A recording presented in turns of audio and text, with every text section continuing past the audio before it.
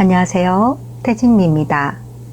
우리 주위에 보면 굉장히 타고난 능력은 훌륭한 것 같은데 실제로 성취하는 부분들을 보면 의외로 점수가 너무 많이 낮은 친구들 있죠. 이 부분을 보면서 너무 안타까운데 혹시 여러분의 아이 중에 그런 고민이 있으시지는 않으신가요? 오늘 주제는 너무 중요합니다. 우리가 보면 영재성을 이룬 인물들을 보면서 와 정말 대단하다 이런 생각들을 하는데 실제로 보면은 아주 많은 사람들이 자기가 타고난 능력치만큼 충분히 재능을 발현하지 못하고 결국은 사장되는 예들이 되게 많습니다. 이 얘기는 영재성을 이룬 인물보다 영재성을 이루지 못한 미성취 상태의 영재들이 훨씬 더 많다는 의미인 거죠. 특히나 어린 시절에 보면은 굉장히 산만하고 그리고 의외로 이렇게 보면 너는 이렇게 머리는 좋은 것 같은데 공부를 이렇게 못하니 하면서 우리가 굉장히 그런 부분에 대해서 아이들한테 나무라거나 뭔가 탐탁치 않은 그런 표현을 할 때가 많죠. 도대체 무슨 이유 때문인지를 우리가 원인을 알아야 합니다. 그래서 오늘은 미성취 영재성의 개념과 그리고 원인에 대해서 나누어서 설명해 드리고자 합니다. 첫째, 미성취 영재성의 개념에 대해서 말씀드릴게요. 세계적으로 영재성 분야에서 미성취 영재 관련해서 많이 연구를 하셨던 대표적인 권위자들이 있습니다. 화이트모어라든지 꼴랑젤로 이런 분들은 미성취 영재성에 대해서 뭐라고 정의를 하고 계시냐면 기대되는 수행, 즉 잠재력에 비해 실제 수행과의 그 사이가 불일치하는 거예요. 즉 주위에서 보면 여러분들 지능검사를 해보면 아이가 굉장히 IQ가 좋아요. 예를 들어 여기 그림을 한번 보겠습니다. 이 그림에 보시면 아이가 IQ 130이라고 예를 들어 볼게요. 그러면은 상위 2% 정도 되는데요. 대략 얘기를 하면 이게 100명 중에 한 2명 정도의 상위 수준인 거예요. 그렇다고 보면 상당히 지적으로 잠재력이 우수한 아이라고 볼 수 있는데 실제로 학교 성적을 보면 50등, 60등, 뭐 심지어 80등까지 가 있는 친구들도 있죠. 이렇게 기대되는 능력 대비 실제로 성취하는 것이 굉장히 그 편차가 큰 아이들이 있습니다. 또 두 번째로는 교과목 간의 편차가 큰 아이들이 있는데요. 예를 들어서 아이가 수학은 너무 좋아하고 또 잘해요. 그런데 언어 영역 쪽에서는 아주 굉장히 낮은 성취를 보인다거나 거꾸로 되는 아이들도 있고 뭐 음악 활동은 굉장히 잘하는데 나머지 부분들은 너무 안 되다가 보니까 이로 인해서 영재성을 성취해 가는데 제약이 되는 상태가 있을 수 있죠. 결국 미성취 영재라는 것은 성취한 상태가 아니라는 거죠. 그러니까 영재성이 있는데 미성취 상태에 있다는 거예요. 그래서 미성취 상태의 영재들은 좀 더 세심한 그런 어떤 주의가 필요하고 어릴 때 조기 개입을 해서 이 아이들의 그 미성취 영재성이 성취로 이어질 수 있도록 잘 지도를 해줘야 합니다. 그래서 부모님이나 선생님들이 이 부분에 대해서 굉장히 정확히 알 필요가 있는 거죠. 그럼 이제 두 번째 미성취 영재가 되는 원인이 뭘까라고 봤을 때 크게 개인적인 요인과 또 가족적인 환경, 그러니까 가정환경적인 부분이 있을 수 있고요. 세 번째로는 학교, 교육 기회 측면에서 볼 수 있고 네 번째로는 관계적인 측면에서 살펴볼 수가 있습니다. 그렇다면 먼저 개인적 요인을 들어가 보면요.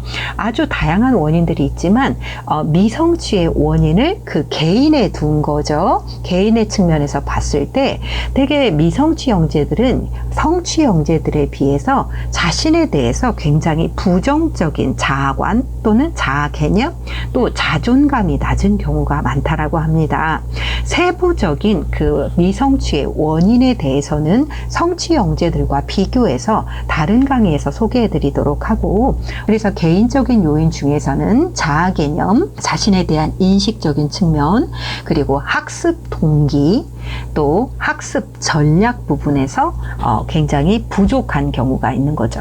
그러니까 이 아이 개인 역량의 미성취의 원인이 있다라고 보는 거죠. 대체로 예를 들어서 미성취 영재는 성취하는 영재들에 비해서 목표 지향적 행동이 부족합니다. 그래서 어릴 때 뭔가를 막 부산스럽게 하기는 하는데 이것도 하고 저것도 하고 막 하다가 보니까 목표 지향적이지 않으니까 그 구체적인 성취로 이어지기가 어렵거나 또는 비현실적인 목표 설정을 하는 경우들이 많습니다. 또 우울감이 높거나 너무 불안이 높다 보니까 뭔가를 하려고 그럴 때 제대로 시도를 못하는 거죠. 이렇게 미성취의 원인을 개인 내적 요인으로 찾아볼 수 있고, 두 번째는 가정 환경에서 요인을 찾아볼 수도 있습니다. 영재성을 가진 아이들은 일반 아이들에 비해서 좀 더 섬세한 정서적인 특징들이 있는 경우가 많습니다. 그런데 예를 들어 부부의 불화라든지 이혼, 이러다 보면 가정 환경이 굉장히 불안하면 일반 아이들에 비해서 이런 것들이 더 감수성이 풍부하다가 보니까 특히나 이제 영재 아이들은 감정적인 그런 어떤 과흥분성도 있을 수 있기 때문에 정말 일어나지도 않을 일이지만 너무너무 크게 극단적으로 두렵게 생각을 하는 거죠. 엄마 아빠가 다투기만 해도 내가 버려질 수 있겠다. 그렇게 되면 나 어디서 어떻게 살지? 이런 것들이 막 이어지다가 보니까 가정에서 불안정할 때 이것이 더 큰 미성취의 원인이 되기도 하고 부모님들의 양육 방식에 부적절성이 있을 수가 있습니다. 예를 들어서 너무 기대치가 낮아가지고 아이가 뭘 하든지 방치를 한다거나 또 거꾸로 너무 높아가지고 아이한테 사사건건 이것도 해야 되거나 저것도 해야 되거나 이러다 보면 아이들은 영재성을 가진 아이들은 자기주도성이 되게 강하거든요. 자기가 선택하고 자기가 뭔가 마음적으로 준비가 된 상태에서 해야 되는데 너무 주위에서 이것저것을 막 끌고 가려고 했을 때 튕겨져 나가는 경향이 있기 때문에 가정에서 이렇게 부모님과의 관계에서 좋지 않을 경우에 이런 문제가 발생할 수도 있습니다. 또한 학업의 중요성이나 그리고 건강한 학습 습관들이 어릴 때 잘 시간 관리라든지 그리고 건강한 학습, 독서 습관 이런 것들이 잘 잡혀줘야 되는데 부모님들이 다양한 원인으로 인해서 아이에게 그걸 잡아주지 못했다거나 지나치게 권위적이거나 비판적이거나 이럴 경우에 아이들이 이렇게 굉장히 쪼그라들면서 그 부모님에 대해서 뭔가 불안감을 느끼다가 보니까 아이들이 충분히 자신의 재능을 발현하지 못하고 피한다거나 좌절한다거나 그래서 부적응으로 나타날 수가 있는 거죠. 또한 형제끼리 비교가 일어나기도 하고 갈등들도 있을 수가 있어요. 그래서 영재성을 보이는 아이들의 가정에 보면 형제들도 또 영특한 경우들이 많이 있는데 큰아이 작은아이 비교를 하다가 보니까 거기서 불안감이 있어서 부모님들이 이제 그 자극을 하는 것을 이제 미처 느끼지 못하다 보니까 이게 미성취로 연결이 되는 거죠. 예를 들어서 아이가 조금만 공부를 조금 잘 성적이 떨어져도 너 이렇게 해서 다음 해 영재로 선발될 수 있겠느냐, 형은 어떻게 해서 뭘 하고 있는데 너 이렇게 가지고 학교나 제대로 가겠느냐, 이런 식의 표현을 할 수 있죠. 이런 것들이 다 가족에서 그 안에서 아이로 하여금 감수성이 풍부한 아이에게 극도의 불안감을 주면서 이것이 학습에 오히려 역효과를 낼 수 있다는 겁니다. 세 번째는 학교 교육기회 요인인데요. 여러분이 아시다시피 영재성이 잘 꽃피우려고 하면은 지적인 자극이 그 단계마다 계속 지속적으로 도전적으로 확장이 되어 가야 합니다. 그런데 어릴 때는 이렇게 하다가 시간이 가면서 조금씩 이 아이가 끊임없이 성장을 해야 되는데 예를 들어서 학교에서 충분히 이 아이에게 맞는 지적 자극이 결여되어 있다.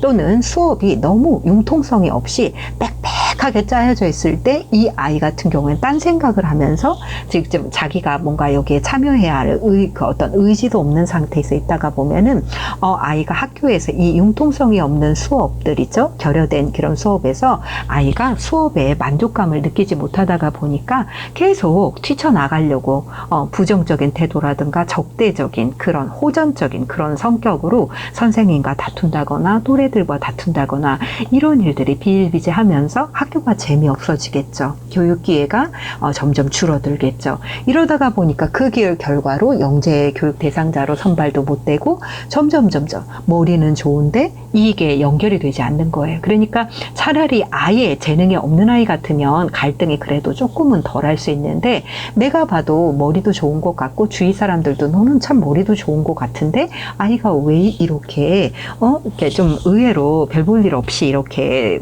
성과를 내느냐, 이런 식으로 했을 때 아이가 더 좌절을 하게 된다는 거죠.